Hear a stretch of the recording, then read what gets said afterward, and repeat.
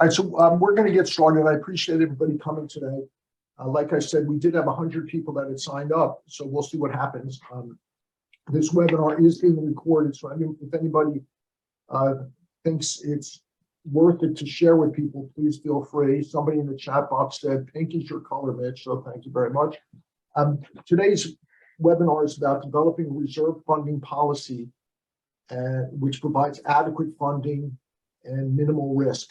Now, you're going to see that when I talk about there's a lot of things going on in the reserve study world right now, what's going on with reserves. And a fair amount of it was the tragedy that happened in Florida about a year or so ago, maybe I think it's more than a year at this point. People have started to take a look at what's going on in terms of reserves, safety of their buildings and things like that, which I'll touch on as I go through the presentation, because it definitely does affect what's going on with reserve studies. I will say right now, and I'm going to say it a few times through the presentation right up front, that having a reserve study and adequately and properly funding a reserve study is not something that provides for building safety. So I see a number of times in the press that there are articles that say that in order to keep your building safe, have a reserve study. That is not the answer, which I'm going to touch on as part of this webinar. Now, just to give you a little background of myself, just so you might think I might know what I'm talking about when I go through this. Been involved for CAI for many years. I'm assuming everybody here knows what CAI is, Community Associations Institute. And I've been president of the New Jersey chapter, the Pennsylvania chapter. I've been national president of the institute. I've also been national president of the research, what used to be known as the Research Foundation. That's the Foundation for Community Association Research. When it comes to reserve studies, and I'm going to show you a little history as I'm going through this, but when it comes to reserve studies, when the national standards were first developed, I guess it was back in the late 1990s, which is hard to believe how long ago it was, I chaired the national committee that developed the reserve study standards. About 3 or 4 years ago, those national standards were updated, and I had the opportunity to chair the updating committee with somebody who's become a friend of mine out of California, Bob Browning, who has a reserve study company out in California. So we worked together on that. And there's a book put out by CAI and reserve studies, which I wrote. There's a number of best practices published by CAI on reserve studies, which I was part of the group that put together. And right now, you're going to get some firsthand feedback, because we actually had a meeting last night. There's a CAI national task force that I'm co-chairing, and the task force is all about updating the National Reserve Study standards and how do they relate to building safety as well as maintenance, which I'm going to touch on. So I'm going to give you up to date where we are with what's happening with the National Reserve Study standards, which are in the process of being changed. They're going to get much more defined and much more comprehensive. And those are probably going to go to the National Board of CAI for approval at their October meeting, at the latest January, but hopefully we'll finish for the October meeting. And I'm co-chairing that committee with a couple of people around the country. I don't know if any of them are on this webinar, but they're happy to jump in if I say something wrong. But it's Bob Browning from California, Robert Norland from California, and Peter Miller from Maryland are the co-chairs of that task force with me on the national level. On the task force, there's another about 11 or 12 people from around the country on that task force also. I'm based in New Jersey, and one of the people that's on that task force also is Ed San George, who has a management company in New Jersey. And there's a number of people from all over the country that are on that task force with me. So with that said, as an introduction, what I'm going to do, I see we're up to 54 out of 100. That's not bad, about half. So I'm going to switch over to share screen and get into my presentation.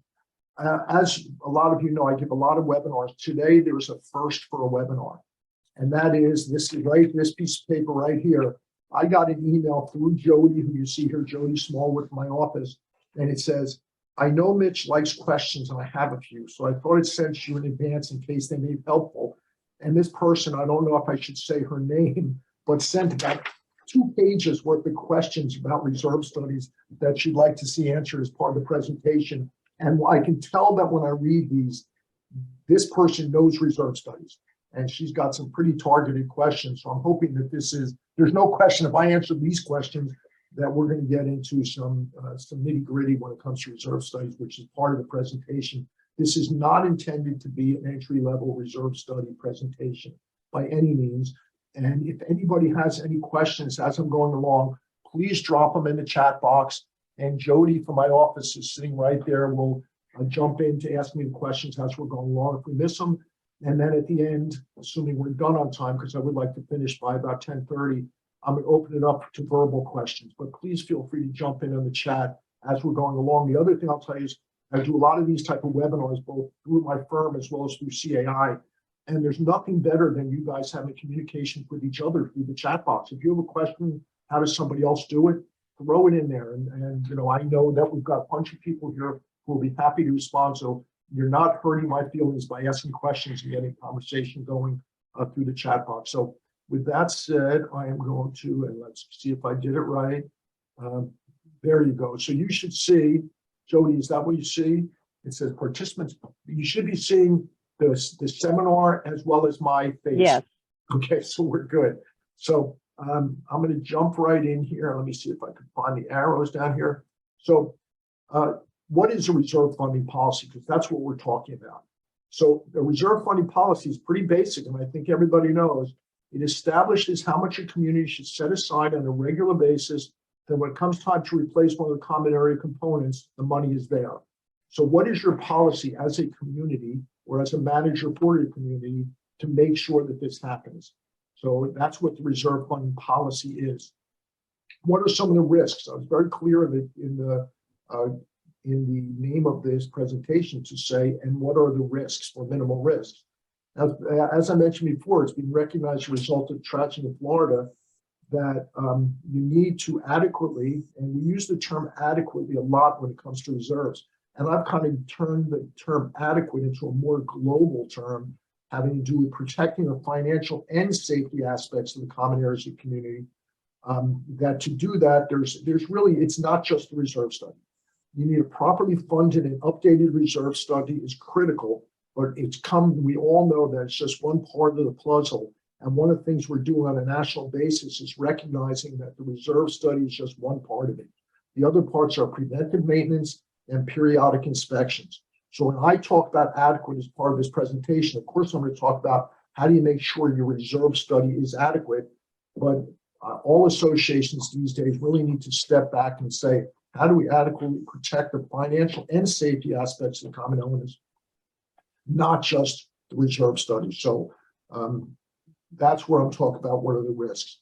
There's a number of things that have been done to address these issues over the last year, and you may know about some of these. And so I'm going to mention a few of things that have happened and a few things that are going on. And if anybody wants copies of any of these publications I mentioned, what we'll do is we'll send it to everybody who's here or the link to get to them.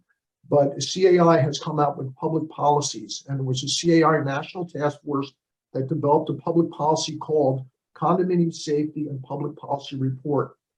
It was issued last October, and the subheading is Reserve Studies and Funding, Maintenance and Structural Integrity. It was released in October of 21. I was one of the co-chairs in developing this, and we had hundreds of people from around the country who worked on this. But you'll notice that when I talk about reserve funding, reserve studies, the term funding is part of it. It's not just reserve studies, it's reserve studies and funding. Now, an interesting fact that if you go across the country, that there are probably I think there's 10 or 11 states that require that reserve studies be done. And it's increasing all the time, by the way. And there's 9 or 10 states that require funding of reserves. But you would think that there would be a match between the ones that require reserve studies and one that require funding, and there's not. They're not all the same. So in some states, they require reserve studies. In other states, they require funding, and they don't need a reserve study to tell you how much you need to fund. So that's why we were very clear in the title of this to say reserve studies and funding, because you really can't do one without the other. Maintenance and structural integrity are things I'm going to talk about as part of the presentation also. Other thing that has been done to address these, which you're probably all aware of, that Fannie and Freddie have come out with new mortgage lending requirements.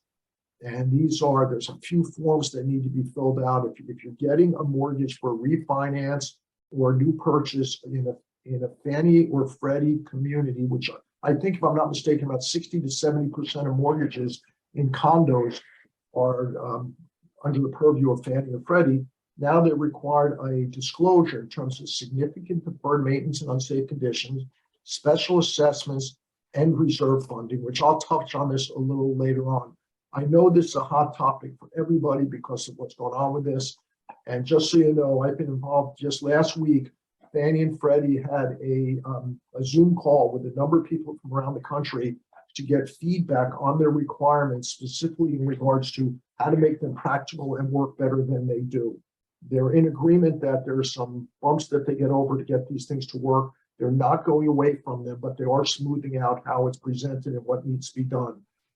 I actually have a conference call with these guys in the next few days to go over some of the stuff in regards to reserve studies. But this has been done to address the issue of safety and reserve studies. The reserve study requirements were pretty much there before, but they've been tightened up a little and they may change. But the part about disclosures in regards to deferred maintenance and unsafe condition, that's new. So I'm sure you're all familiar with that. I'm going to touch on that a little here. I mentioned before, there's currently a CAI National Task Force to review the National Reserve Study standards and its relationship to maintenance structural safety, which I'm going to touch on. You see currently being worked on. As a matter of fact, this group of a bunch of us had a Zoom call last night for about an hour or so, because the next step, we're getting closer and closer to finalizing changes to the new standards. For those of you in New Jersey, and I know there's somebody here from Florida because Florida's done something about this also, but in the state of New Jersey, there is a bill out there right now that's probably going to be voted on this fall, which is going to be voted on this fall, which a few of us were involved in New Jersey legislatively to prepare this bill. And it's by Senator Singleton and Greenstein. And I wanted to show you this because it says, the importance of structural integrity of residential buildings in New Jersey has become a growing concern for many, especially in the wake of the tragic collapse of a high-rise multifamily housing structure in Florida. In light of these growing concerns, it is appropriate for the legislator to put in place appropriate procedures for inspecting, evaluating, and maintaining the structural integrity of certain residential housing structures within the state. This bill that's in New Jersey, which I'm pretty confident it's going to pass, is pretty much matches very closely the CAI public policy paper that came out, and which one of the reasons for the public policy was to provide legislators with ways to set up, bills in regards to these topics. I want to show you the other page of it also because just quickly, it's about inspections, but this goes on to say, any association created pursuant to this, blah, blah, blah, shall undertake and fund a capital reserve study, which shall determine or assess the adequacy of the capital association's capital reserve funds to meet the anticipated cost of replacement or repair of the original assets of the common interest community. So the reason I put this up there's a lot of words, and if you want to get a copy of this bill, you could do a web search and just download it. It's S2760 New Jersey. But not only are they going to require periodic inspections with regards to the structure, but it's also going to require that all associations have reserve studies and fund them, and they also take into account maintenance. So legislatively, this type of thing is happening all across the country. I know there's somebody here from Florida, and I want to go into a lot of detail about it, but Florida has come up with a new law, which was passed, that requires a structural reserve study, which is a whole other story, but this is going on all over the place legislatively in regards to reserves and inspections for safety. So this is New Jersey, very close to home because I live here. So now let's get going. And what is a reserve study? It's a reserve study. It's a budget planning. Now I use the word budget because that's what it is. It's a budgetary tool. It's never going to give you the exact amount of the replacements, these type of things. It's a budgetary tool that provides funding options designed to offset the cost of future replacements of the common elements. It's based on two parts, the physical and financial analysis of the common elements. That's what a reserve study is, the definition. Now, this is the definition that comes pretty much from the current National Reserve Study standards, which there may be some minor tweaks to that in terms of what's included, which I'll touch on as I go through here. So that's what a reserve study. A little history, and I think I touched on this before.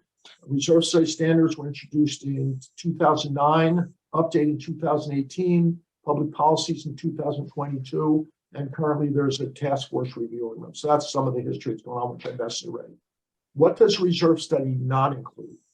Preventive maintenance and the structural system. And The preventive maintenance is very, very important. I will tell you that the national standards are still not going to require the inclusion of preventive maintenance schedule as part of the reserve study, but is going to strongly recommend that a preventive maintenance study be done to match the reserve study based on the reserve study. The other thing is, and I don't want to limit it to that, because there may be common elements in your building that are not on the reserve study that should be maintained also, such as the structural system. But the reserve study does not include the replacement of the structural system. And now I want to say that because let me go through a couple of definitions here of what I mean by this. My slide's going to move. All right, here we go. So what is maintenance? Somebody's asking, everybody, just, everybody will get a copy of this presentation when we're done. So let's talk about what is maintenance. There's two primary types of maintenance that we're talking about when it comes to our communities. The first is preventive maintenance. Preventive maintenance is something that's proactively done. It's a plan. It's maintenance that carry out on predetermined intervals, reducing the performance degradation of a component. That's kind of like, I guess, a technical definition. The type of things are things such as pavement seal coating, parking garage and balcony coatings, but preventive maintenance is something that you can plan. And I'll give you an example in a little while, but essentially what it's saying is that if you have a roof or a component on your reserve study that, let's say, has a 20-year life, the preventive maintenance schedule is meant to make sure that you get at least those 20 years out of it, or maybe more. And I'm going to show you from a financial perspective in a few minutes what happens if that does not happen, if you don't do that, and how it can affect you from a cost basis. Corrective maintenance, and the reason I say this is included, because corrective maintenance is included on the reserve study. But corrective maintenance is maintenance that carried out following detection of a problem with a goal of remediating the problem. Corrective maintenance is not something you can plan for. Corrective maintenance is something that happens that as a building ages. So, for example, if you have a building that's made out of steel, and over time it starts to rust or something happens to it based on the aging process, or concrete starts to crack because of the aging process, it does not mean that the building was built wrong. It's based on aging. And that's why I'm going to talk about periodic inspections to look at the structure. And if you see a problem, then the goal of corrective maintenance is to fix it.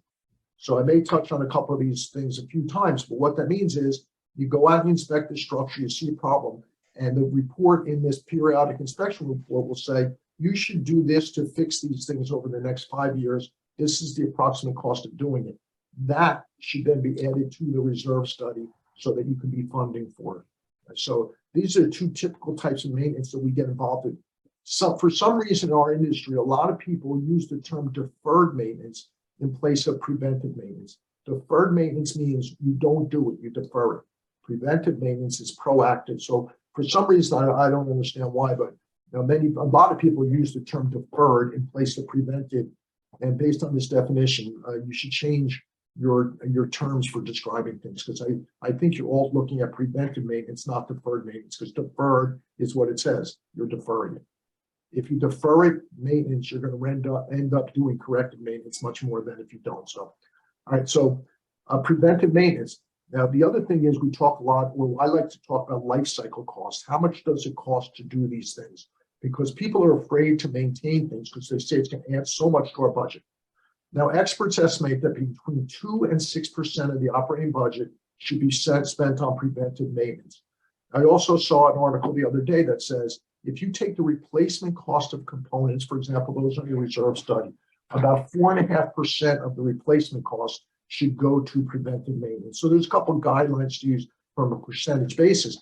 But the thing that's interesting is that there are studies that show that if you do not do preventive maintenance, the cost of the corrective maintenance to fix things because you didn't do maintenance can be more than 30 times the cumulative cost of preventive maintenance. So people say, well, it's going to cost us more to do preventive maintenance.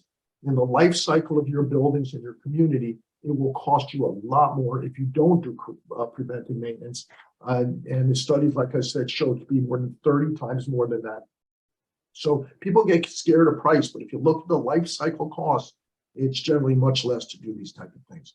Preventive maintenance, now just to give you an example of how it affects you monetarily wise. If you have something that with a $100,000 replacement costs 10-year life, $10,000 a year with preventive maintenance. If you don't do any preventive maintenance, after 5 years, you realize that it needs to be replaced then rather than 10 years because you didn't maintain it, then you're going to have only 5 times 10,000 or $50,000.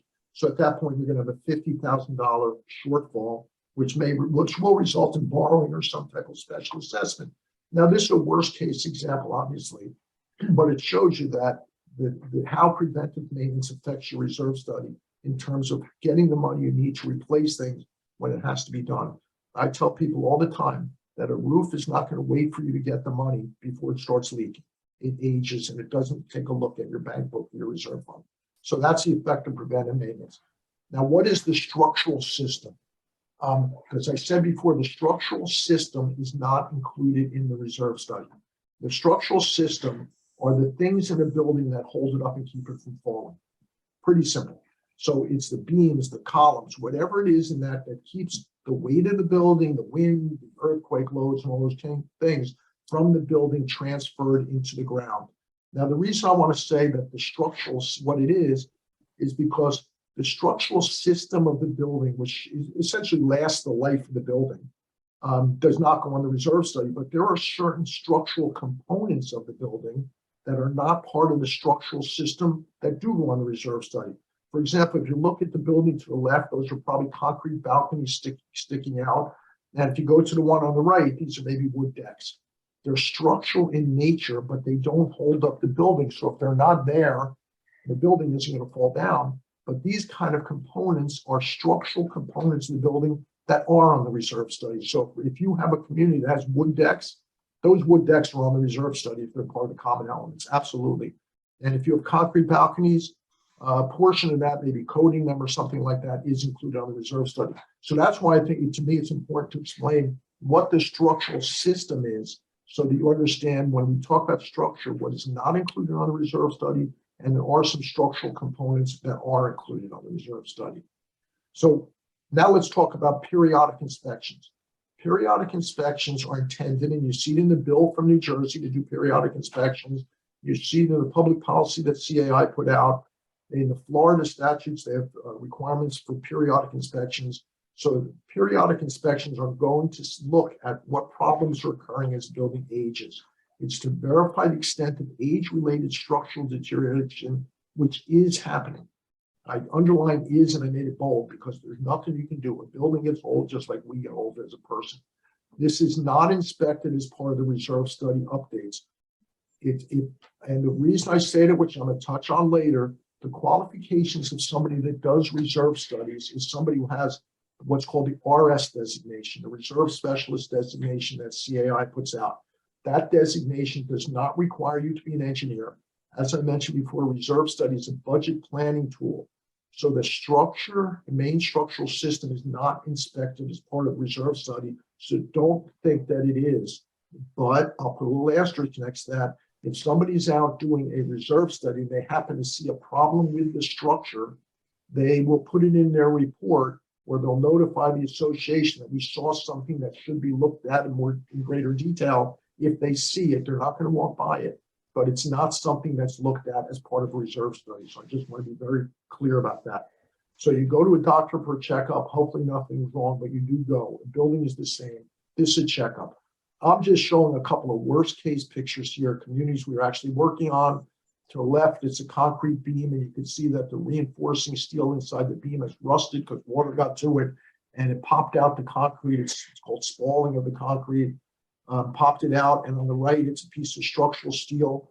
This is actually a danger zone part of the building. It's a parking garage. This is a steel beam that was covered with fireproofing. It's a white material, so you really can't see the steel, and it was covered with fireproofing, and we happen to see after a period of time some rust stains or some moisture. So we pulled off the fireproofing, and this is what we found, that the steel beam was completely rusted away at the bottom, which is a big problem. Question here, who performs the structural inspection? The structural inspections are performed in every requirement I've seen in the ones we're involved in. They're performed by a structural engineer, somebody who understands the structure and what the impact of what they see has on it. In terms of the next question is timing, a great question. Timing is generally for buildings up to 20 years old. It's performed every 10 years, unless the study that's done says that it should be done more frequently, but a maximum of 10 years. And for buildings more than 20 years old, every 5 years, unless the report says it should be done sooner.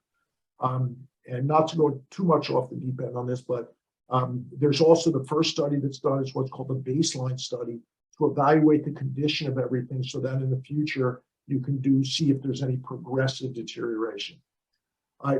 You see a lot of articles out there and things talk about that these inspections should be based on a high-rise building, or there's this town in New Jersey that came out with an ordinance that said all buildings made out of reinforced concrete more than 6 stories high have to be inspected. Not the right way to do it. The way to determine if you need inspections is based on the type of structure, not the height of the building. And the guidelines and the bill in New Jersey and the public policy and things like that says that buildings of concrete, load-bearing masonry, steel, or hybrid structural systems, such as heavy timber, including podium decks, are what need to be inspected. That doesn't mean a wood frame townhouse building needs to be inspected, but these are the type of materials that, irrespective of the height of the building, essentially, if they're exposed to water, there's going to be a problem on a long-term basis unless you maintain them. So very important to understand.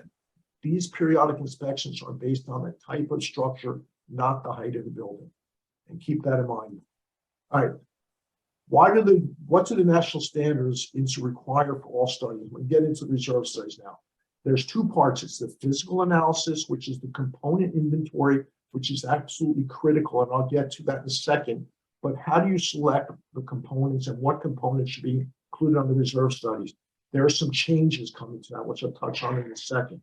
The physical analysis also tells you the estimated useful life. So, for example, if you have a concrete sidewalk, how long should it last if it's maintained properly? And that's based on, there are a lot of industry standards for that. There's experience that engineers and reserve providers have, but estimating useful life. And this one is very important also. You see that the R is put in there. It's the estimated remaining useful life, which is based on a condition assessment. So just because something has a useful life of 20 years and it's 10 years old, that doesn't mean it has 10 years left to live. If you don't maintain it, you may have to replace it in year 11 or year 10. So the condition assessment establishes what the remaining useful life is based on the condition of the component. It can go the other way also. If it has a 20-year useful life and it's maintained properly, it's good condition, the life may go out to 25 years instead of 20 years, but that's what the estimated remaining useful life is, and that's part of the determinations for the physical analysis. The other part of the reserve study is the financial analysis. It comes up with the valuation estimates. How much is it going to cost to replace it? The fund status, percent funded, which I'll talk about in a second, and the funding plans, which I'll talk about in a second. I want to go back just for a second to the physical analysis where I talk about the component inventory. That is changing. And when I say it's changing, you think of a component inventory as only a physical thing that makes up your community. But you're going to start seeing that this physical analysis, or this analysis, I mean, it shouldn't even say physical, that may change also, is going to include things such as if it's recommended that the reserve study be updated in 3 years and it's going to cost $3,000 to update it, it's going to include in there the cost of updating the study, which would come out to $1,000 a year. Or if it's a certain type of building that requires a periodic inspection, you're going to start seeing the cost of the periodic inspection on the reserve study. So this is changing from not just being a physical analysis, but it's going to include other things based on what I've talked about in regards to safety and the overall adequacy. All right, so let's see this slide. All right, now let's talk about what does the physical analysis look like. This is just an example, but this is what's included. Starts on the left with the components, what's going to be funded. Next column is the quantity. How much of it is there? Next is how much does it cost? So if it's 100 square feet of something, it's $5 a square foot. 100 times 5 is the quantity times the unit cost, or how much it'll cost. So it's the quantity times the unit cost. Then the next column, by the way, this arrow is pointing to the wrong column. I just noticed this arrow, if you can see my pointer, should be pointing over here to beginning balance, not to this line. But the next one is funds previously collected. How much have you collected so far? Then it's the estimated useful life, which we talked about. It's the estimated remaining useful life and the reserve requirements minus the beginning balance. So this column is how much you should be setting aside a year, basic spreadsheet calculation, total cost minus how much you've set aside already, divided by the remaining useful life equals how much you should be setting aside per year. And then the total is at the bottom. That's the physical analysis. And I'm going to show you in a few seconds how that relates to the funding plan. But the physical analysis is the basis for the report, and the component inventory is the basis for the physical analysis. If you can have the entire study that is done correctly, but you're missing a component and the study's wrong. So very important is the component analysis. Now let's talk about the financial analysis. Financial analysis has the funding plans. All we're doing is we're taking the amount you should be setting aside a year and projecting it in the future. So to give you an example, if you look at this top line, this blue line, what it's doing is it's saying collecting $100 a year. Wherever it drops down, there's a replacement, and it continues going into the future. Right now, the national standards say the projection period should be a minimum of 20 years. That's going to change to that it needs to be 30 years. So it's going to go out 30 years and show this projection. The top blue line is what is called full funding or component funding, where we just take every single thing and add them up together, and it comes out as that. I'm going to go into this in a little more detail in a second.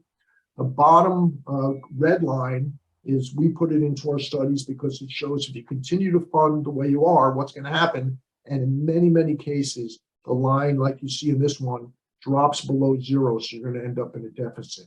So that's your current funding. I think a picture tells 1,000 words. When you see that if you continue to maintain continue to fund the way you are, you're running into deficit, you know you have a problem.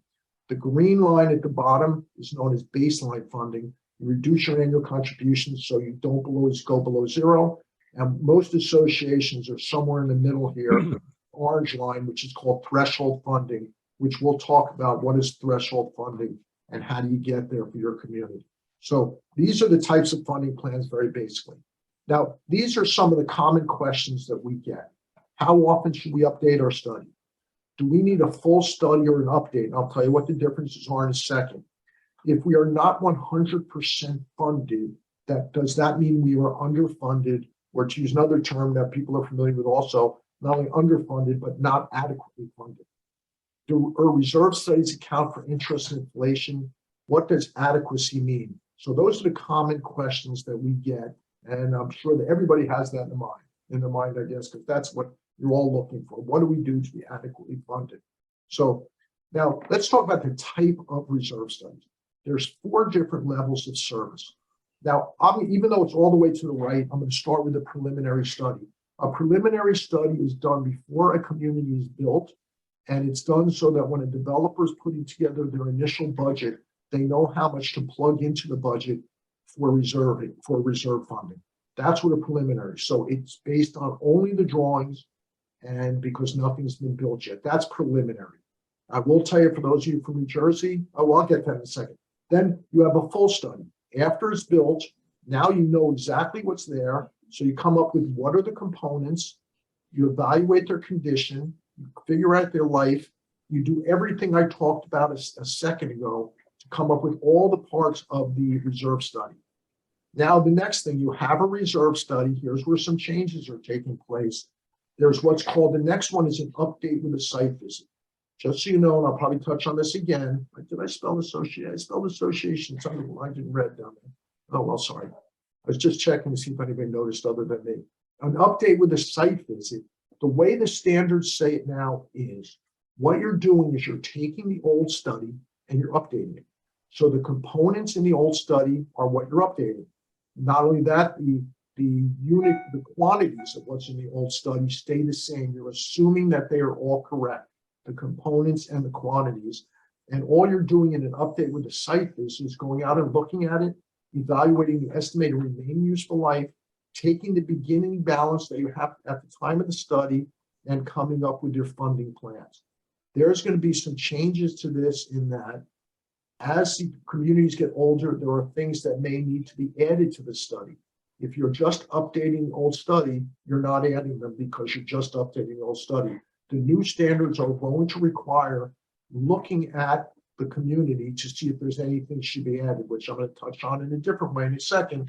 But the new standards are going to require that you're not just updating the remaining useful life, the replacement costs, and those things, but you're actually looking at the components in the community and the definition of the common elements to see if things should be added. The other thing you're doing is you're taking a look at the quantities from the study that you're updating to see if you don't have to redo them all, but you're just checking to see if they seem to represent what's in the study. So if there's 5,000 square feet of road and the reserve study you're updating says 500 square feet, the person who's doing the study should be able to look at that and say there's something wrong here, and the quantity would be updated. These are some of the major changes that are taking place when updating a site visit, is that you're looking at the quantities and you're adding components if you need to. Keep that in mind. It's coming. It'll be here by the end of the year. Next one is update without a site visit. This is when somebody just says, don't even go out there, just take the old study, update it by reducing the amount of remaining useful life in years by the period of time since it was last done, updating the costs, and redo the study. Very rarely done. Sometimes it's done for budgeting purposes. For example, if a community is replacing their roof and we're their engineer, they want us to update it without a site visit just to see if they have enough money to do the roofs or do they have to spread them out over a number of years. So that's when an update without a site visit is done. Let's see. I see a couple of questions. And Mitch, I don't think we only see full. I'm sorry, Jody.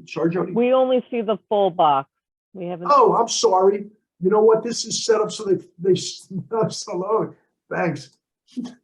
The screen I'm looking at, the other screen has them all on it. They've all already been in there. All right, so I started with the right, the preliminary study, and I went to the left to the full, the update with the site visit, the update without site visit. Sorry about that. Couple of questions.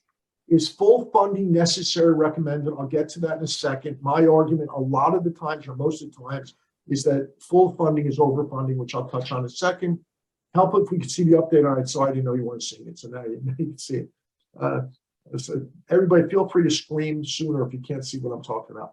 All right, now let's talk about, I want to touch on the preliminary study for a second. We have a number of people here, and I don't know how many people are actually going through transition. But if you're going through transition, I do need to mention that in many instances, a community when going through transition will look at the reserve study that was included in the governing documents and make the argument that it was underfunded by the developer.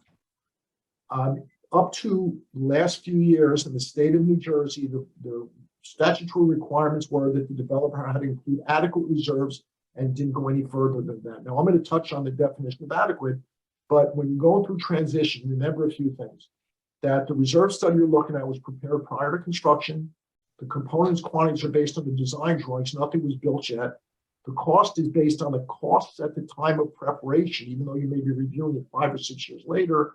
It's based on full occupancy, not actual construction. And the reality is you don't start funding for things until they're actually built.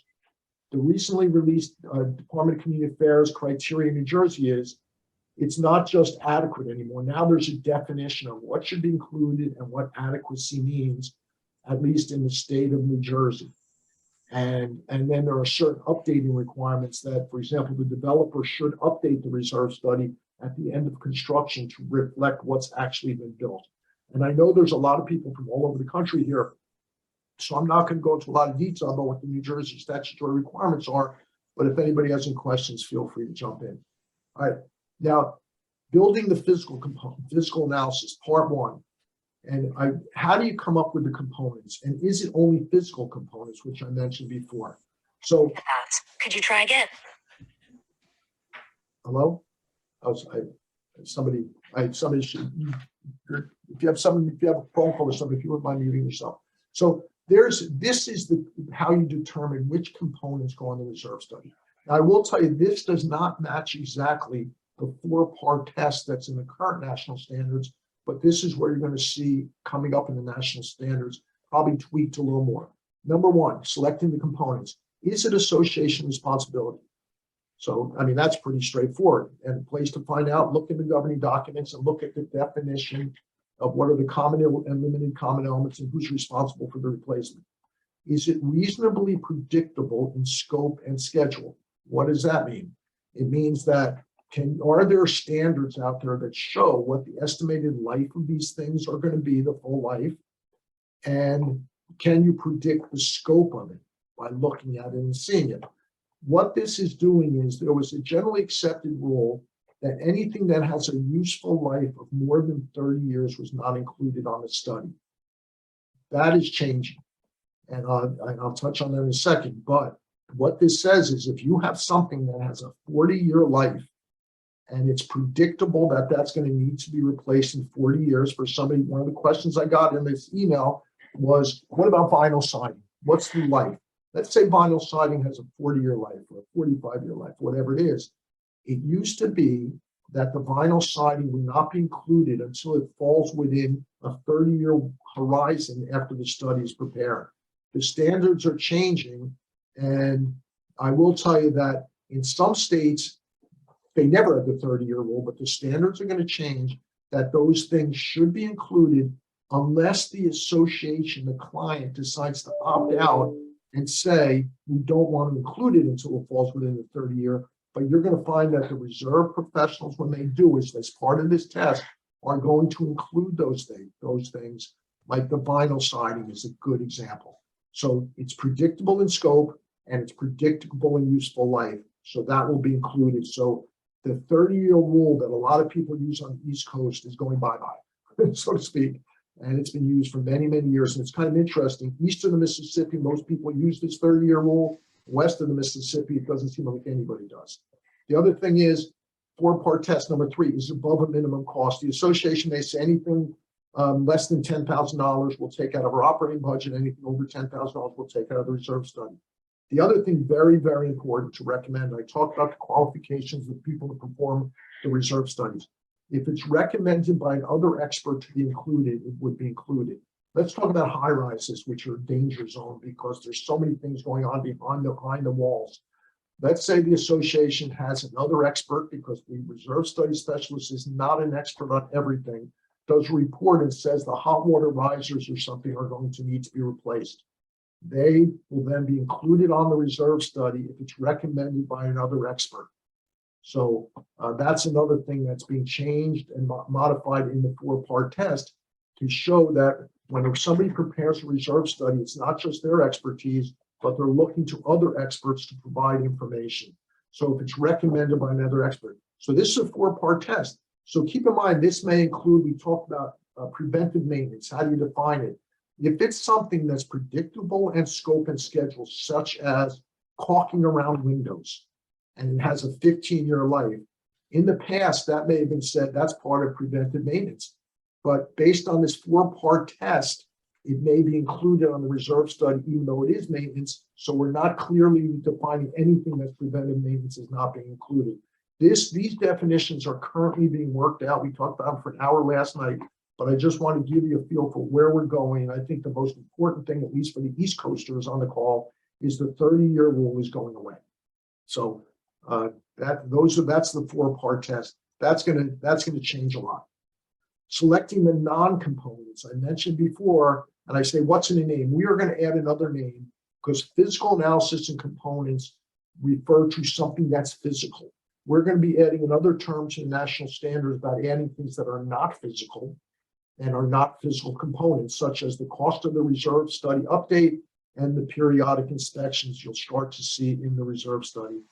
So now what are the other 2 parts of the physical analysis? One is condition assessment. What's the condition and what's the cost? We talked about that. Life and valuation estimates, how long it's going to live. So we talked about that. Those are the other 2 parts. Now let's talk about the financial analysis, which is really the key to every study. Assuming the component evaluation and the physical analysis is done right, that's just the basis. The financial analysis tells you how much you should be set aside. There are 3 basic types of funding plans. One is called baseline funding, one is called threshold funding, and one is called full funding. Now, I showed it to you graphically a few seconds ago, And the way you're looking at this left to right is the most risky to the least risky. Now, I'll also mention the question of adequacy comes up a lot. The theoretical definition of adequacy is baseline funding. What it's saying is that over the projection period of your reserve study, you will not run into a deficit, so you will not have to get money from anywhere such as a special assessment or borrowing. So, oh, I got to update the screen. I'm sorry, why is it? Oh, there you go. Sorry about that. Because I'm looking at the screen that already showing everything. You're to the right of me when I didn't see that. So baseline funding, the most risky, but at the same time, baseline funding theoretically is the definition of adequacy. It means over that 30-year period or 40-year period or whatever it is, you're never going to go into a deficit. It's the most risky also because, and I'll touch on that in a second, because what happens if something has to be replaced a year earlier or cost $10 more than you estimated, then you're going to run into a deficit. So baseline funding is the definition of adequacy, but don't use it. Going all the way to the other end, full funding, we talked about it already. Threshold funding is somewhere between the two. And the question always comes up, and I got 11 minutes, I think the answer it is, how do you come up with your threshold? So here's how you develop the financial plan. Single component, $10,000, 20 year, $500 a year. That's what it looks like, up and down. Interesting, the trick question on the exam is, what type of funding do you have? In what conditions do you have full funding and baseline funding in the same schedule? It's just that you have one component. It goes down to zero and it goes up as high as it can go for that one component. So this is full funding and baseline. But now you put all your components together, a bunch of different ones, roof, pavement, air conditioning, all kinds of stuff. This is what it looks like if you put them all together. And then you add them all together and you have what's called full funding. Now, another term used for that is component funding, because you're taking all the components and adding them up. So it's component funding, full funding, essentially the same thing. And it's the basis for the financial plan or the funding plan options. I mentioned before, the baseline funding is the green, it's the most risky, it goes down to zero. The blue is full funding, least risky, most conservative, because what happens in a lot of cases is you have a significant amount of money that's sitting in your fund forever and you're never going to use it. So why should it sit there? That's full funding. That's why you have to be very careful. Just because it says full funding, which is also known as 100% funding, don't think that just full funding is the answer. In most cases, as I said before, it's overfunding. So now what do we come up with? We need to come up with what's called threshold funding. Where for your association do you want to be? Somewhere between baseline and full funding. Some associations say we want to be ultra conservative and go to full funding. Others say we want to be ultra risky and go to baseline. There's different variables. For example, if you update your study every 6 months, you may make the argument I can go to baseline because I'm updating it on a regular basis. Or if you're going to full funding, you may want to update it every 15 years because you have so much money sitting there. I know I'm going to touch on it, but the basic guideline for updates is a maximum of every 5 years and the best practice of every 3 years. So in threshold funding, can you also predict increases in income, such as when the loan is fully paid, those funds will then go into reserve. Yeah, I mean, your revenue sources for reserves can be changed on a regular basis. Just because you set up something to go full funding, threshold, and baseline doesn't mean next week you can't change to a different type of funding plan. All right, so your definition of adequacy starts with what threshold you use. How low do you go here at this point? See the question mark?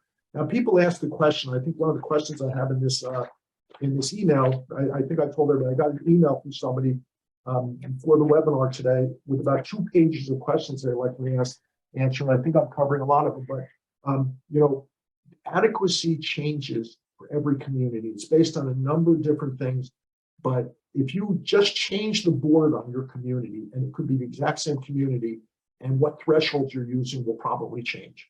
You can have 2 communities right next to each other, exactly the same condition, but again, you have a different board, your level of adequacy or your threshold is going to change.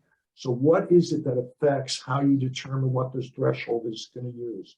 Again, from a theoretical perspective, adequacy, I told you what this was before, but the adequacy decision-making evaluates risk tolerance and logic. Now, I don't know if you can see this, but what is the age of the community?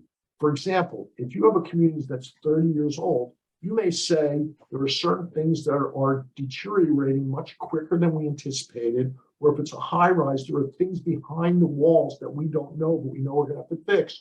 So I'm not going to baseline because the baseline is based on essentially what the reserve provider can see.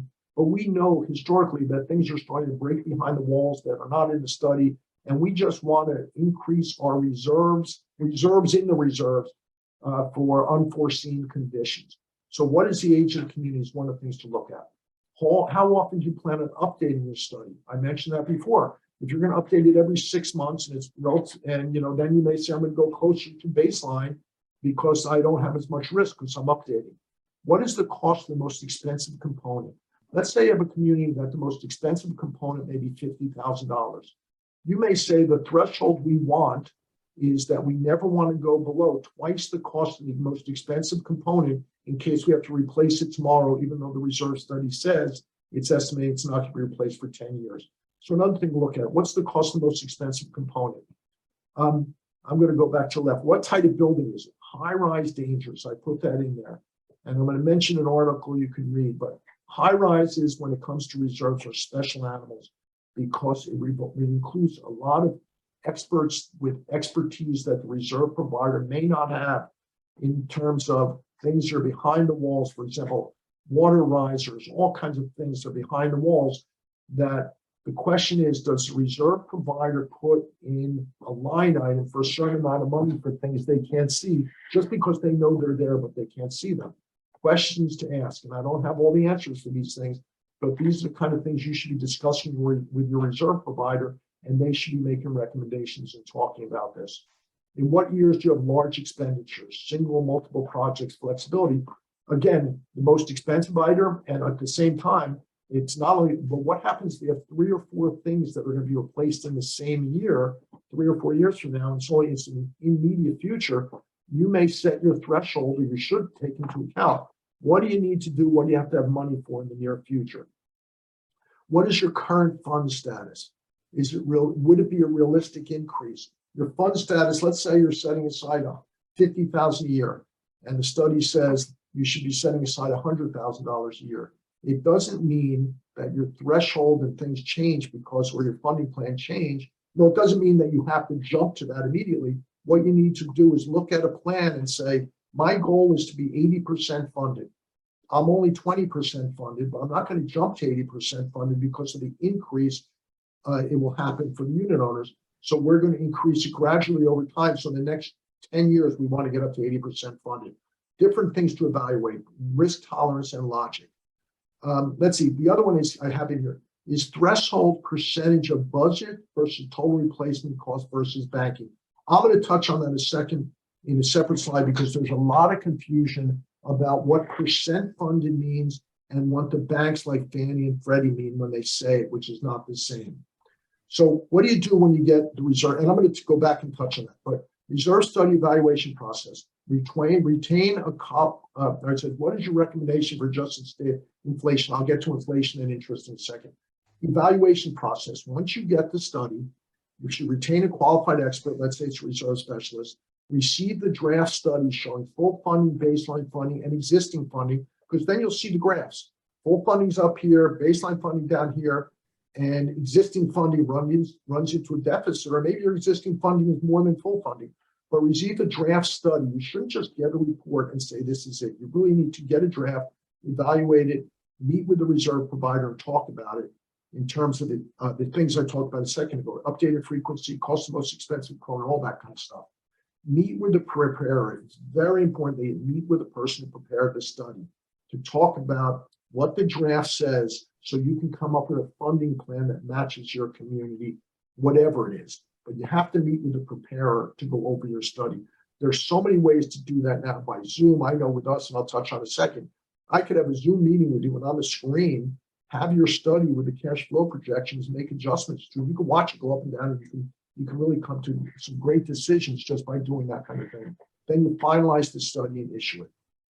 All right, what should you give to the preparer? This is another new thing, that there are going to be certain things that are very clearly going to be asked for when somebody prepares a reserve study. Some basic things. What work has been done to the common elements since the last study was prepared? If you have $1 million worth of roofing and 5 years before the study is being updated, or 3 years they were updated, all the roofs were replaced, the reserve provider should see that by looking at it. But if you've got specific information about things that were done, the cost of doing it, all kinds of things, that should be given to the preparer.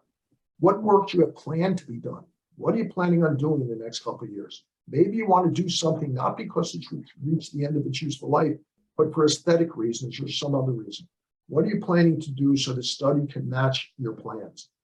Any evaluations performed by other experts. This is a big thing, especially I have to say with high-rise buildings. Most high-rise buildings have all kinds of evaluations done and things being done to the buildings on an ongoing basis. All of those reports and all that information should be provided to your person, the person who's preparing a reserve study, so it reflects all that type of information. The last thing I'll mention, which there may be more, but I'm just going to mention these basic ones, maintenance contracts. If you have maintenance contracts, for example, for an elevator, and provide that maintenance contract, or you should be asked for the maintenance contract by that reserve provider, because the reserve provider is not operating equipment to see the useful life or the condition. But if you have maintenance contracts for things such as an elevator, it's very easy to make a call to that company to get some information from them in regards to problems, useful lives, and maybe even the replacement cost for your elevator. So you should be being asked for maintenance contracts, and you should provide them. Don't hide these from the reserve provider, because your reserve provider is not only preparing information, but gathering information to put in the study. It's very important. What not to expect from the preparer. I've mentioned the reserve specialist designation that CAI puts out. It is not, I would say that more than 50% of the RSs across the country are not engineers. It's not a requirement to be an engineer in order to do a reserve study. So they're not going to do an engineering evaluation.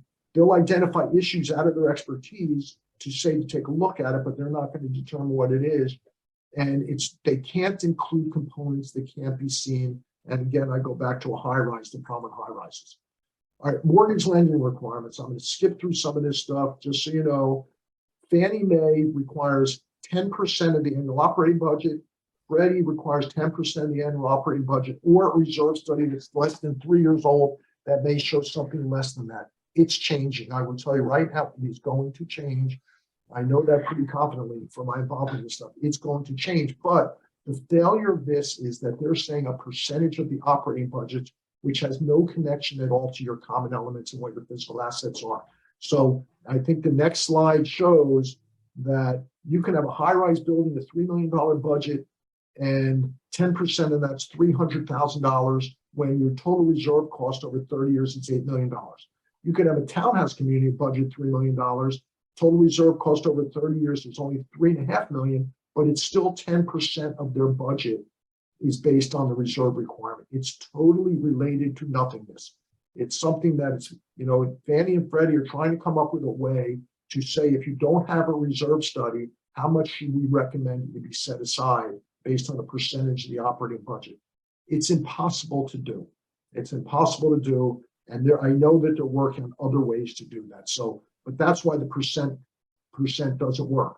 A better way, which when we do reserve studies, we do not use a percentage of the operating budget. If somebody asks, we'll use a percentage of the total replacement costs.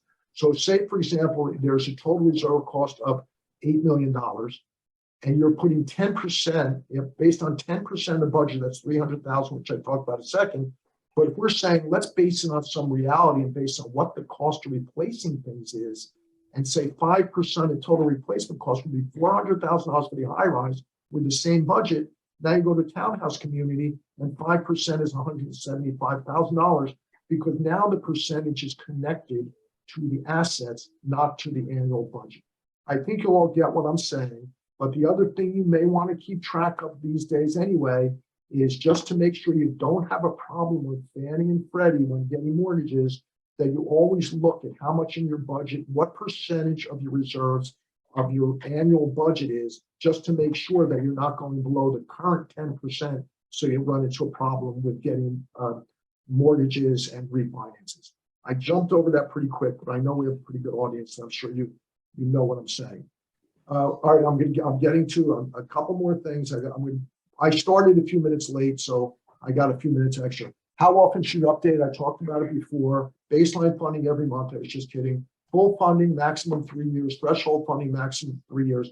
That's really the 3-year updating is more based on best practices recommendations. The maximum should be 5 years. At the max, it's recommended 3 years, but there's other variables that come in. For example, if it's baseline funding more often, if your threshold is funding is low more often, but best practice is 3 years. But if you're going full funding and you have billions of dollars sitting in the reserve fund for a long period of time, you may want to wait 5 years at the most. So maintenance plan, no plan more often. So these are the variables, and I think I went all over updating frequency. Don't forget the type of building. CAI came out with a publication just recently called Breaking Point, examining aging infrastructures in community associations. It's a very good publication. It talks about things that you can miss and what's happening as our buildings age, and things either should have been included in the reserve study at the beginning. I talked about the 30-year rule, or things that it's going away, or things that should be added based on how our buildings are and our infrastructure is aging. But take a look at this publication. We'll send it to everybody. All right, now we're interest and inflation. Absolutely should be taken into account. I will tell you that when we do reserve studies now, we do projections. We're typically using 2% interest, 3% inflation, and I'll get to the question over that period of time.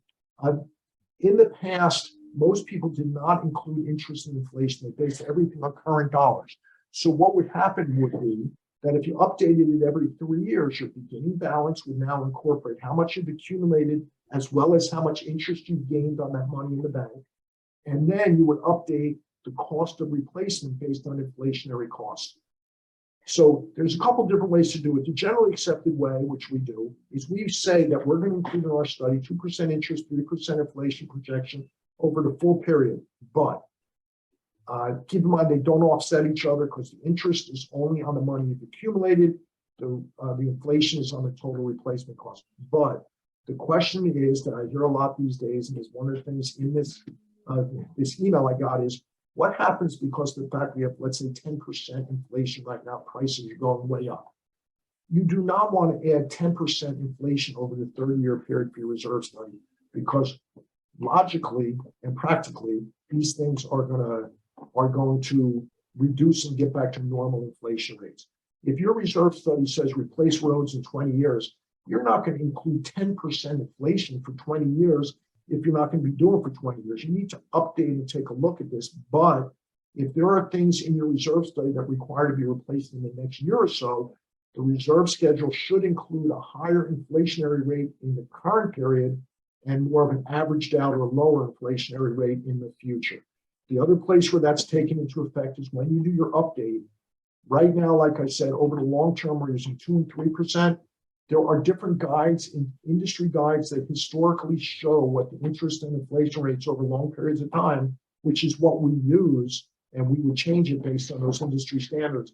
But there's no question that right now, if you have a roofing project coming up next year, you should not be using a 3% inflation rate. It's very easy to get the prices of shingles and those kinds of things to reflect what's happening now.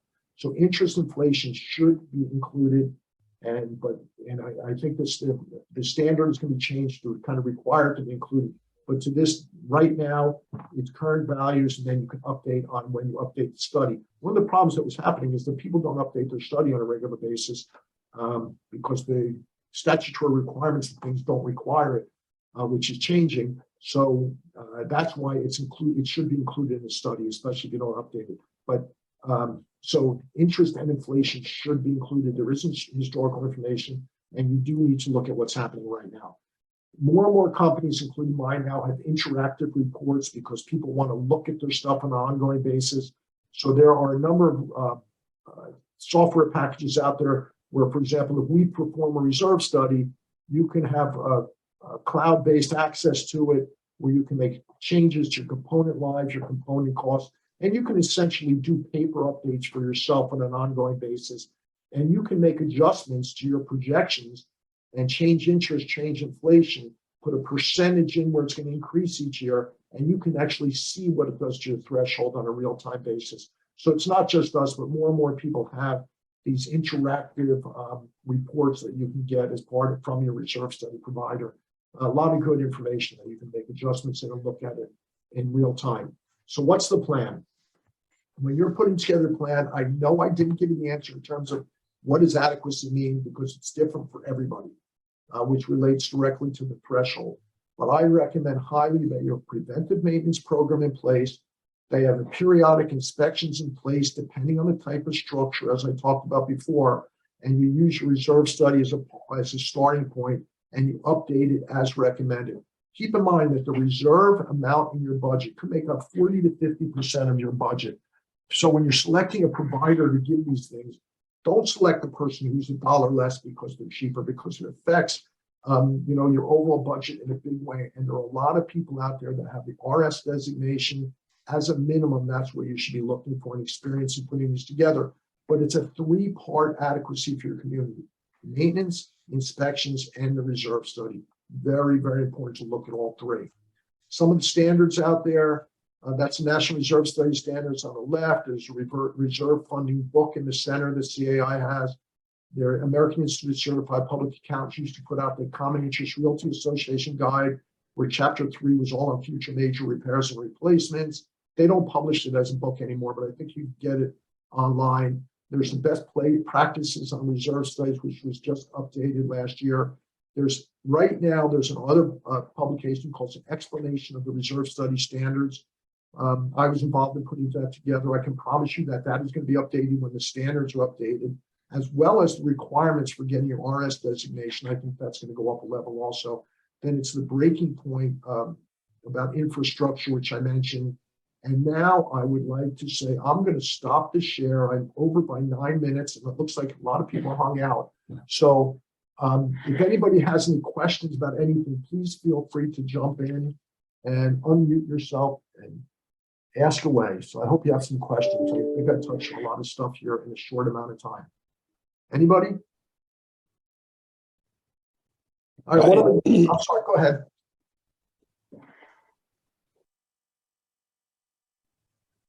Yeah, this is Nick. I was wondering if there is a recommendation for the threshold budgeting in terms of total replacement cost.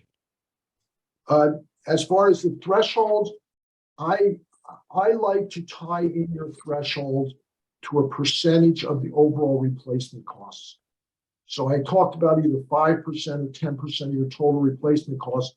I mean, if you're looking for a general statement, like I said, it's based on risk factors, all kinds of stuff, but at least tie your threshold into something physical, not what Fannie and Freddie do as a percentage of your budget. So I would say, if you're looking for just a basic guideline, tied into 5 or 10% of the total replacement cost of everything on your schedule, and don't go below that.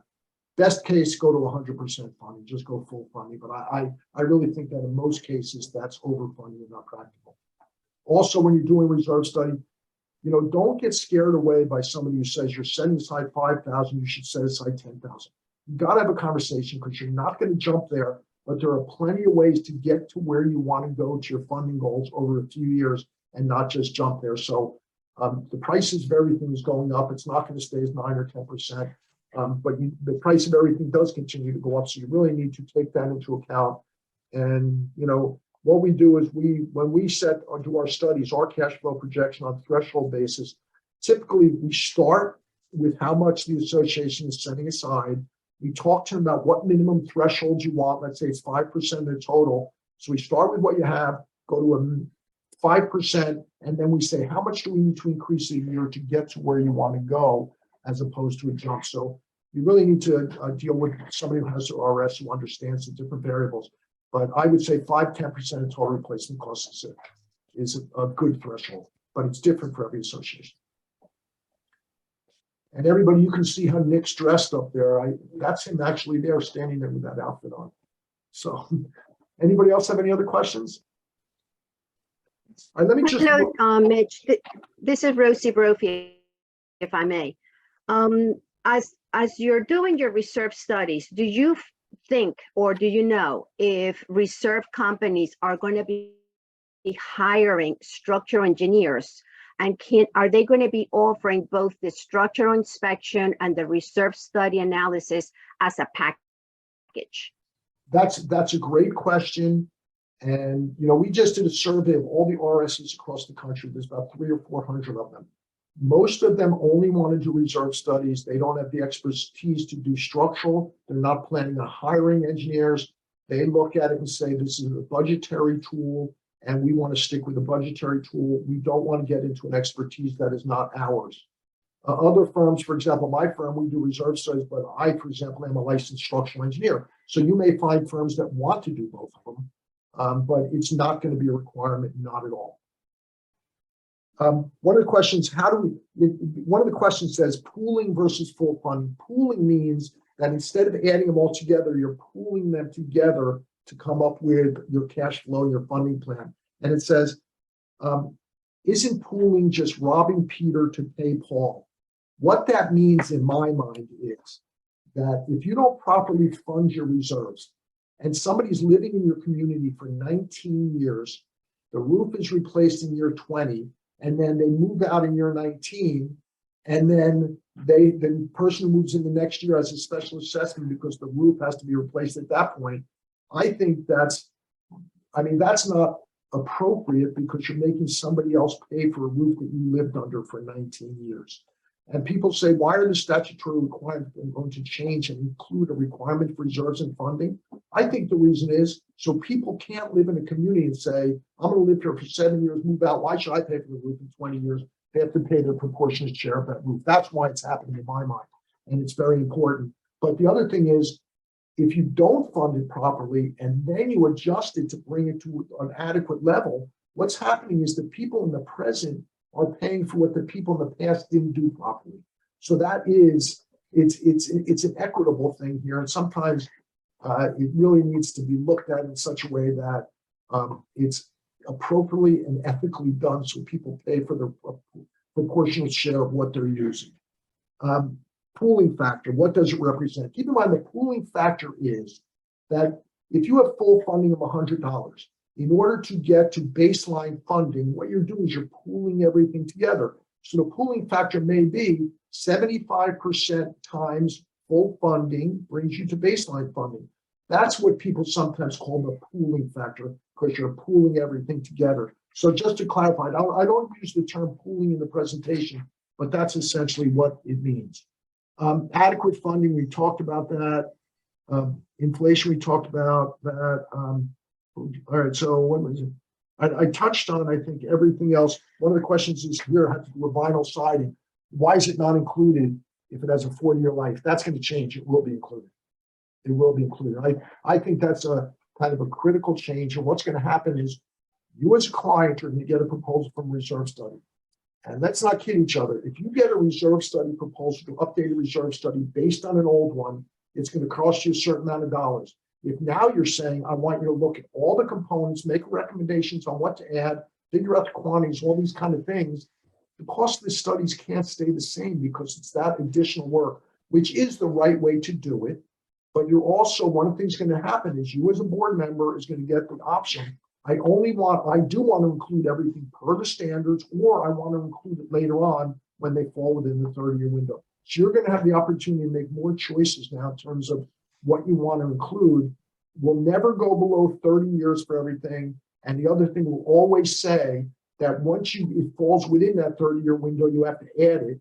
The question is, do you start funding it from day one, which is what the new standards are essentially going to say you should do. And I think Tom is shaking his head. I know he likes that idea, which is really the appropriate way to do it. Anybody else have any questions? We are going to be sending everybody a copy of the PowerPoint. It is recorded. I hope you got something out of it. If you ever have any questions, feel free to email me. And we'll also send you a copy of the publications. If you want a copy of the old standards, we could send them, but wait a few months, it's changing. And we'll also send you a copy of the best practices paper on reserves. And that's about it. So I thank everybody very much for attending. I hope you got something out of today. And I'm curious to see what you all do about what your threshold is going to become when you do your next reserve study. But the real key to it is make sure you're dealing with somebody. There's plenty of reserve providers across the country that know their stuff, and don't save a nickel to use just based on price. Use somebody who's qualified and understands how to answer the questions and get you to a proper funding plan for your community. So with that, I'll hang out for a few minutes if anybody wants to ask any questions and is shy. So thank you very much, everybody. Have a great day. Thank you, Hi, Mitch. Mitch. Oops. Thank you. Thank you. I went over by 18 minutes and most people stayed. That's okay. Hi, Mitch. Great. Go ahead. I have a question. I Yeah. think you touched on it briefly, but in the past, we were always told that we can't predict an increase in cash flow, such as a large loan being paid off in 5 years. And we had thought once that's paid off, those funds could go right into the reserve study. And the company we used for our reserve study told us that we're not allowed to do that. So we are reserving at a much higher level, even though we know we're going to have about $70,000 a month coming in 3 years. Is that changing? There's nothing now that says that if you have more money, you can't put in the reserve study. There's nothing in the standards.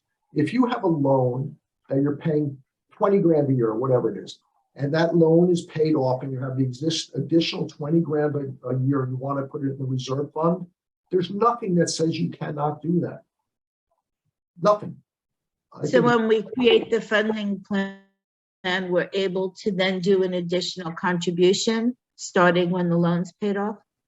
Yeah, I mean, if you're adequately funding it now, I mean, whatever you do, there's no reason why that can't go into the reserve fund. And there's no reason why you can't do it. I mean, you may want to check with your association's accountant from an accounting perspective, but from a reserve funding, you get your money from wherever you get it from. I mean, if it says you set aside 100,000 a year, you don't need to put in 120 just because you got 120. Just get 20,000 to 100,000 a year from the reduction in your expenses because you paid off a loan. There's no reason why you can't do it. That's what I thought. Yeah, that's what I thought. And I am the accountant and the treasurer, but the reserve company was telling us that it wasn't allowed under the laws. We What just state- have what never state been you able in? to get clarification. Yeah, what state? Florida, Florida. I mean, Florida has regulations, but I suppose Florida. Yeah, my understanding, I mean, I've seen the Florida regulations. We do work in Florida, but I'm not aware of anything in Florida that says where your money comes from reserves. And, Florida is interesting, as you know, it still says for basic reserve study that you need to do a reserve study unless it's voted down by the majority of the people that show up for a meeting at the end of the year. And if I'm not mistaken, Florida says you need to do a reserve study, but I don't think there's anything there currently that says you need to fund it. But the new structural reserve study, as far as I know, is a requirement, and it is required to fund it. And it's not going to be that easy to do based on some of the things that they want you to include in that structural reserve study. I think that's going to change. So, Okay, thank you. thank you. Thank Anybody you, else? Mitch. Yes, your presentations are always wonderful. I really appreciate it. But Oh, here's a thank you. question. Yes. I hope this falls into that reserve study. We've never heard this before. And our manager recently, when we said we need to get bids on updating a reserve study, said, do you want to include tree replacement? Well, we never heard about that before. And I'm wondering, first of all, how you do that. Like, do you have an arborist walk around the community? And that sounds like that would be an expensive proposition. And, anyway, could you elaborate on that? Yeah, it's a great question. We actually just talked about that last night at our meeting. Out west, most communities include in their reserve studies landscaping.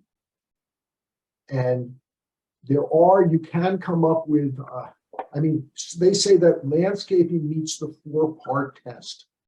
My question to an association, our question to an association generally is, do you have a landscaper? Do you have a landscaping budget? Does that landscaping budget, including replacement of trees, things like that? And then it comes out of there, it doesn't come out of the reserve study. But I think you are going to see people starting to include something for landscaping in the reserve schedule. I know that most of them do it out west. I know that most of them do not do it on the east. It's an interesting question because it just came up last night, and that's something, does it fit in that 4-part test?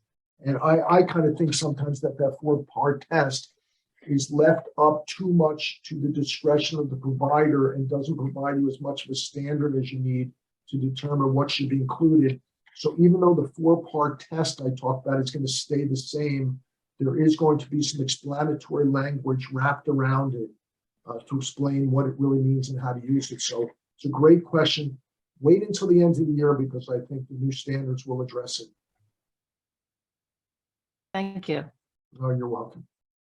If I could horn in on that a little bit, we have something like that going on, and the trouble is there's a slippery slope here. People want to then use the reserve budget to do a lot of landscaping, which starts to look like a capital improvement as opposed to an actual reserve expense. So you kind of got to keep an eye on that and try to control it. But that's an interesting comment too, because a lot of people look at it and say, if I replace it with something other than what's there, it's an improvement, not a replacement, and you really can't do it. But let's say you have a wood fence, and the wood fence has a 15-year life. So we say, we're going to replace the wood fence with vinyl fences. It's going to cost us more money, but now it comes off the reserve study because of its extended useful life. You can do that. Or the other big one is for high rises. When you're looking at the replacement cost of a boiler or an air conditioning system or something, if you're just replacing like with like, then you're not taking advantage of energy efficiencies and things like that. So for high rises, I make the argument a lot that you should do what's called a green reserve study. Not only take into account the replacement costs, but take into account the energy usage, because you may spend 50% more for your equipment when you replace it, but your energy usage is going to go down 100%, which more than offsets it. So, you really, I think that a replacement with something that other than what it is fine. And that's the way it's pretty much set up. Although there are a lot of people, including myself, until a few years ago, would make the comment that a capital improvement, it could be a different story. For example, if you want to add another tennis court, that's a capital improvement of something that by adding something that was not there. But a capital improvement of something that's there already with something that's better, there's no reason why you can't do that as part of reserve study. You should do it. By the way, for those of you who are interested in this energy stuff, there are so many rebates out there on incentives to go to high efficiency equipment.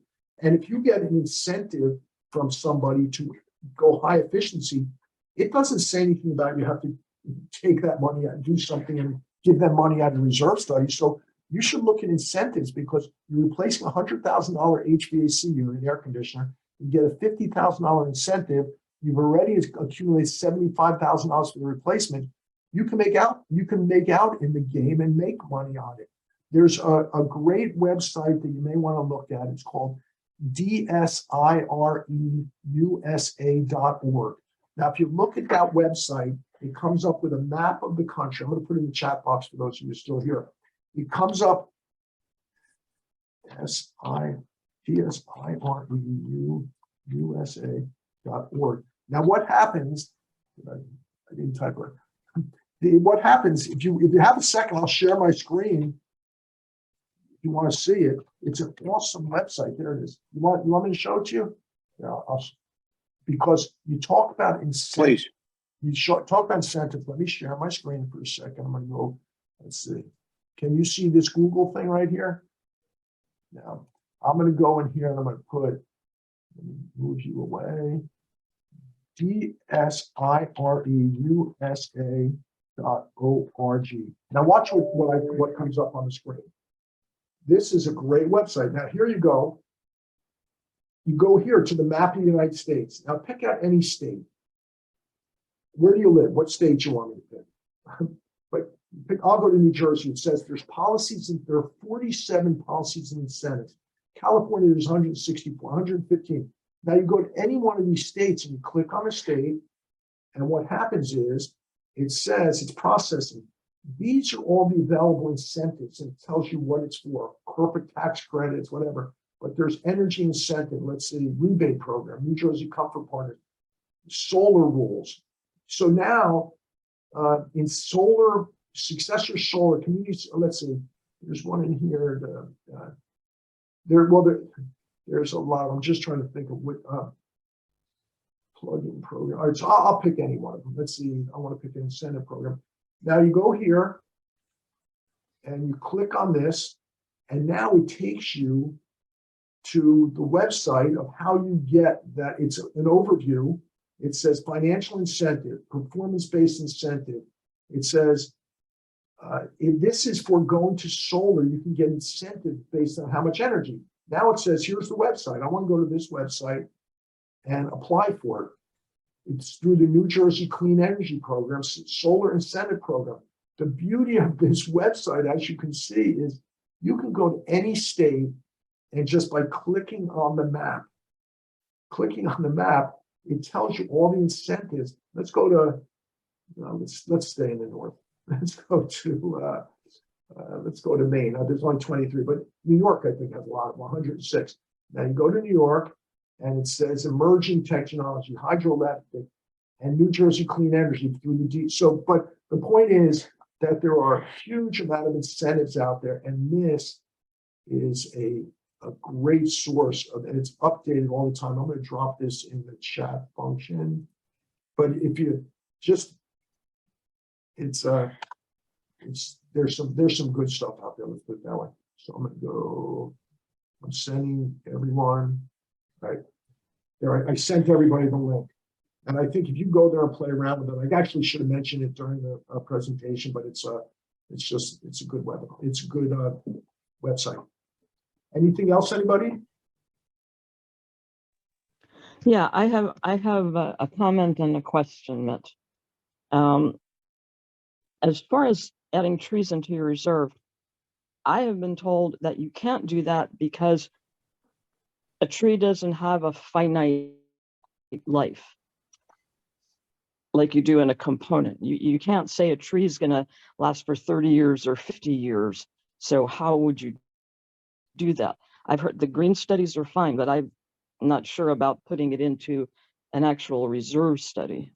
Yeah, I'm not convinced that landscaping should go on there, but I will tell you that if you have a golf course, and I'm not a golfer by any means, but if you go to the PGA website, they have in there useful lives for greens and sand traps, all kinds of stuff. So when it comes to a golf course, you may be able to do it because it does have a cyclical life. But regular landscaping for bushes and things like that, I'm not a believer. So I agree with you.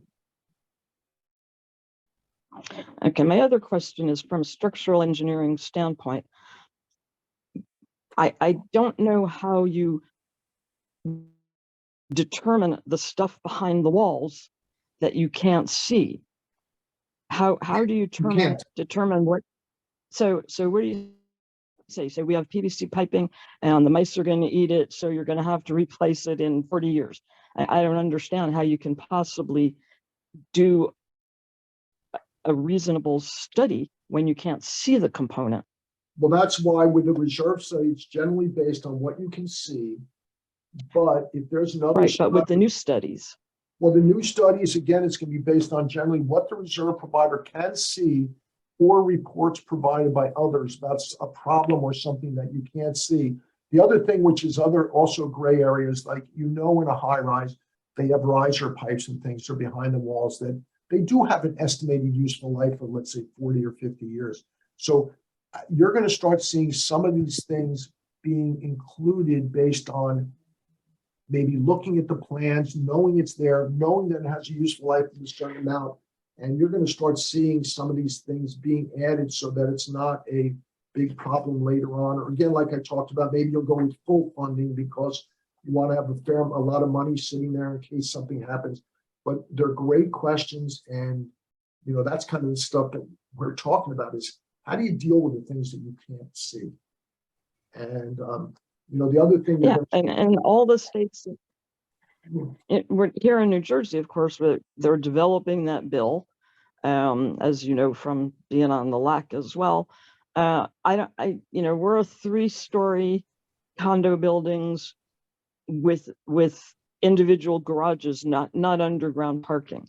So you can't even see the structure from the parking garage. All you can see is under the balconies. Otherwise, everything is behind walls. Yeah, the structural evaluations are based on visual observations of what you can see, or signs of problems where you say that you need to open a wall. The thing that causes structural problem is water. There's no question about it, it's water.